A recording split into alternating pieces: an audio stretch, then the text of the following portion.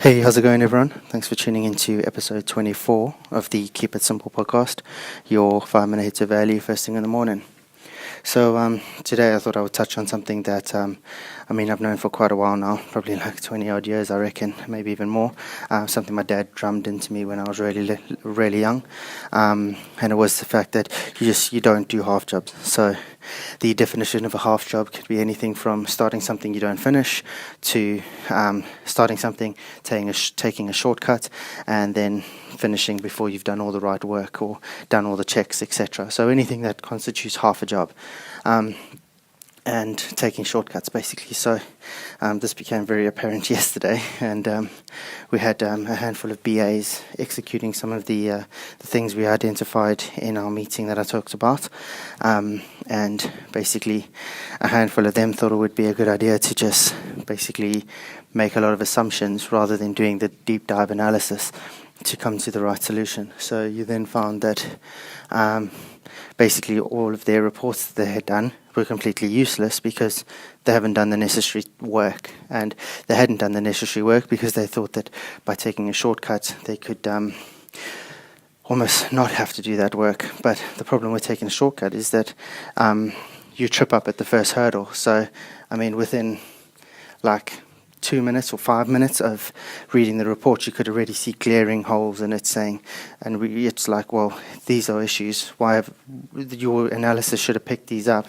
Why hasn't it? Oh, because we didn't do that element of the analysis. So you took a shortcut in order to get the job done quicker, rather than doing what's necessary to get the job done right. And I think that can then be almost transposed or transitioned into everyday life. So everyone wants to be crazy successful or have an element of success of some sort. So that, it depends on your definition of what your success would look like. But to a greater degree, everyone wants to have something that they've accomplished or done or whatever. But then if you were to then take a shortcut on that, well, this is one of the main attributes as to why things don't go your way. And it's because you've tried to speed up a process that doesn't warrant being sped up. You need to really put in the time, put in the graft, really understand it before you can then step up or level up or whatever it is that you want to do. This was apparent yesterday in a handful of meetings that we had, and in reading the reports that we were looking at. It got me thinking too about in everyday life and how often you think. I was like, when I used to play professional sports, I would be like, oh fuck, I don't really fancy doing a full hour today of this drill. I'll do half an hour, let's say, and then I'll move on to something that I enjoy doing because I knew I didn't enjoy doing that drill that I just spoke of. So you don't really see that then equates to something where you then may, on a Saturday when it comes time to deliver, you may fall short of what it is that you needed to do, and it was because that half an hour that you thought you could skimp on now caught up with you and had direct implications on your performance on the weekend. And again, this then carries over into business, into relationships, into everything. If you're not prepared to do the work and grind from A to Z, don't do A to D and then do skip E, F, G, H and go to fucking Z. Well, good luck. You're going to be struggling. So it's all about putting in that work, putting in the hours, putting in the effort that's required. And if you're not prepared to put in that effort, then I would assume that you're then not on the right path because you're not prepared to do the work that's required in order for you to get to where you want to be.